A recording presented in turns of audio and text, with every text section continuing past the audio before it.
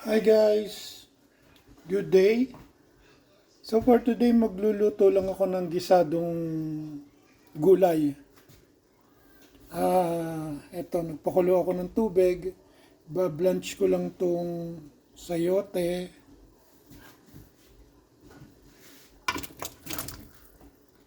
and carrots.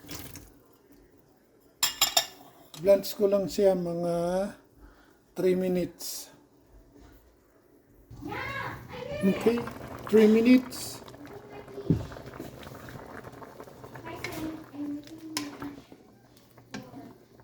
Ayan, pwede na to. Lulutuin pa naman ng... Lulutuin pa ulito mamaya. So, okay na. Amuin ko lang.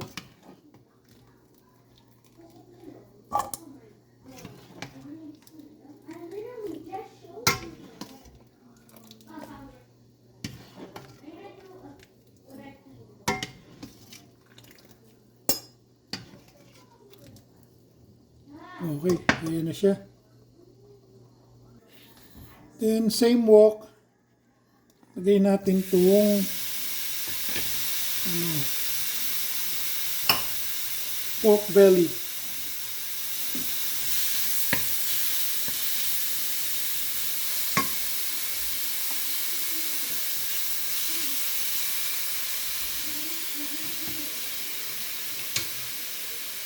Yun lang natin ng konting tubig. Then, wait natin siyang magmantika.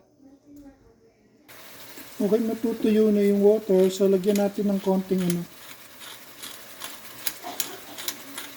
pamintang durog. And, konting asin. Tuyuin lang natin para magmantika. Yan. Okay na sa akin to. Pero kung gusto nyo pang i-brown na mas brown, it's up to you. Pero this time okay na to.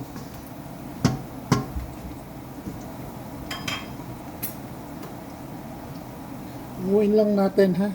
Then set aside. Okay, eto na siya. Na-separate. Okay. Start na natin ang pagluluto.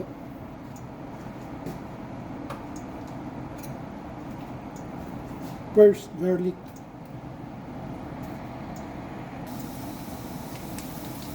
Okay, after ng garlic, onion.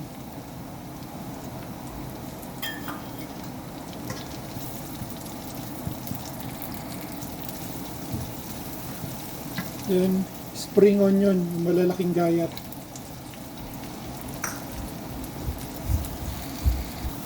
Okay, balik na natin yung pork.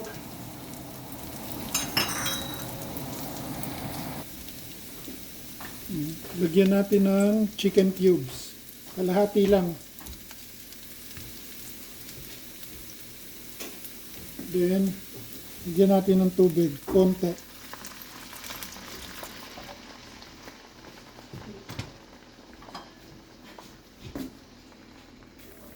Okay, kumukulo na. Light soy sauce.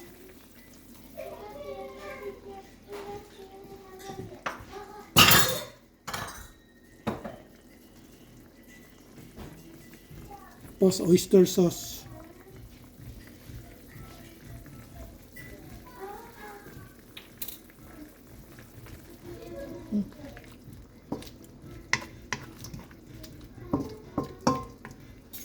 Yan. Pakuluan pa natin ng mga 1 to 2 minutes. Okay. After 2 minutes, ayan na. This time, ibalik natin yung na-blanch na gulay.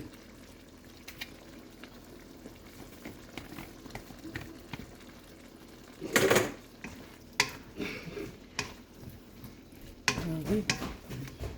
Lutuin ko lang to ng mga 2 minutes, okay? Okay, after 2 minutes, ayan na siya.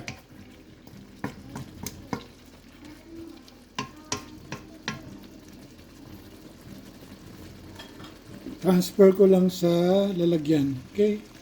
Okay, ayan na siya. Then, sprinkle nyo lang ng ano, spring onion.